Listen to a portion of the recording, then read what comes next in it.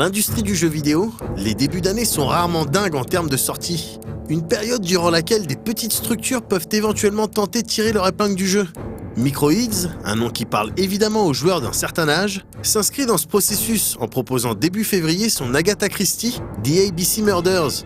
On y incarne Hercule Poirot évidemment, et à première vue, l'ensemble se présente comme un point and click, même si ses développeurs préfèrent le terme plus général de jeu d'aventure, comme nous l'explique Alexandre Mijon, le chef de projet.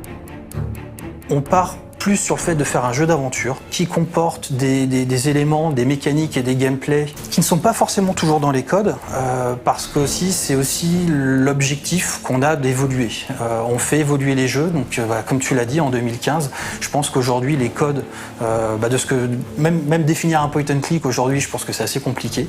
On est vraiment parti sur un postulat de faire un jeu d'aventure, c'était vraiment la première chose, et ensuite on va récupérer quelques codes pour que ceux qui aiment jouer, les amateurs de point and click puissent trouver. Mais nous, notre objectif, c'était pas de faire un point and click, c'était vraiment de faire un jeu d'aventure, de faire un jeu d'enquête. Let us see, Mr. Clever Poirot, just how clever you can be.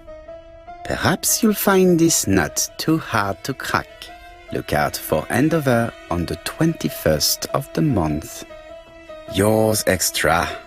A, B, C.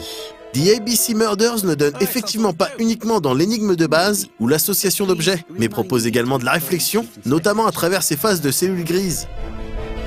La plus grosse difficulté dans un jeu d'enquête, c'est que, pour pas que ce soit linéaire, c'est que le joueur comprenne pourquoi le meurtrier a fait ça, pourquoi on dit que le meurtre a eu lieu entre telle heure et telle heure. Et je pense que ça, c'est la grande satisfaction qu'on a eu, que j'ai en tout cas au niveau du développement, c'est de faire que lorsqu'une personne répond à une question, elle ne l'a pas fait de manière au hasard. Et à partir du moment où c'est fait en connaissance de cause, on va comprendre l'histoire. Et ça, pour moi, Agatha Christie, qui est toujours, qui arrive à réunir 15 personnes dans une même pièce et que Hercule Poirot arrive à tirer un peu les verres du nez de chacun et les tester, c'est très difficile, c'est parfois assez complexe à comprendre, c'est pas forcément compliqué, mais ça nécessite un peu de travail. Et voilà. On va dire que c'est la satisfaction qu'on a eue au niveau du développement pour avoir la sensation d'avoir résolu l'enquête. C'est vraiment ce côté-là. Après, ce que perso, Alexandre Mijon a bien aimé, ce sont les interrogatoires. Dans certains cas, on a fait des variantes. Et en fait, ces variantes-là, soit on essaye un peu on connaît le personnage d'Hercule Poirot, et qui est quelqu'un qui est assez fin, qui est très intelligent, qui est presque machiavélique dans le schéma d'organisation de ces questions.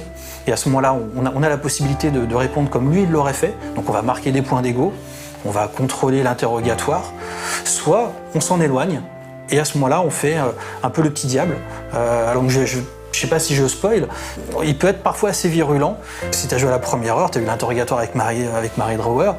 Bon, si on commence à être très sarcastique, on peut presque être méchant, on déclenche des réactions chez les personnages qui sont assez intéressantes. Donc du coup, ça ouvre une seconde expérience. On surprend les personnages qui sont autour, parce que c'est évidemment Hercule Poirot, qui n'est pas quelqu'un de méchant, qui est très intelligent, si on effectue une action que le vrai personnage n'aurait pas fait, on a un de ses compères qui va arriver et dire « Monsieur Poirot, mais qu'est-ce que vous avez fait?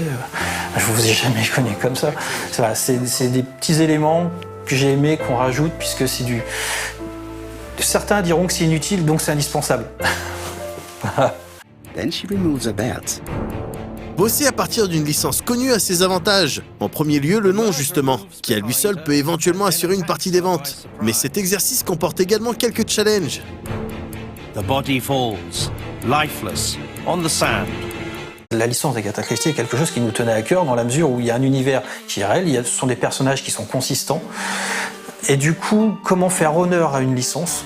Comment ne pas décevoir les fans? Comment faire que les personnes qui ne connaissent pas Hercule Poirot apprécient, connaissent et puissent comprendre éventuellement les petites références qu'on va faire. Et la difficulté était vraiment de recomposer une histoire. Alors l'histoire, c'est la vraie histoire de The ABC Murders, mais une personne qui a déjà lu le livre ou qui s'est renseignée, l'idée ça va être de comment la surprendre et de faire que même en connaissant le livre, on trouve du plaisir et on surprend le joueur et on va lui faire découvrir des choses. Donc ça, c'était une des premières difficultés, qui était de recréer une ambiance que ce soit sur le fond mais aussi sur la forme, puisque le style graphique a fait office de... il y a eu beaucoup de DA qui a été faite, il y a eu beaucoup de recherches. On voulait un jeu fluide, on voulait un jeu qui soit beau, qui soit assez épuré, un peu comme l'esprit de Poirot, qui est très clair, mais qui parfois est un peu impalpable. Et justement, on voulait un peu restituer cette sensation de netteté, de clarté, quelque chose de simple. Alors, question bête du coup, mais qu'y a-t-il dans ce jeu pour celles et ceux qui ont déjà lu les travaux d'Agatha Christie ? Alors tout à l'heure, quand je parlais des dialogues ou des interrogatoires dans lesquels on peut créer un embranchement de discussion qui est différent, ça déjà c'est une première chose qu'on a par rapport au livre, qui lui, in fine, est très linéaire. Donc là, on va pouvoir créer des dialogues et des échanges qui sont différents. Donc à partir de là, on va créer des scénarios et des arborescences de jeu qui diffèrent du livre.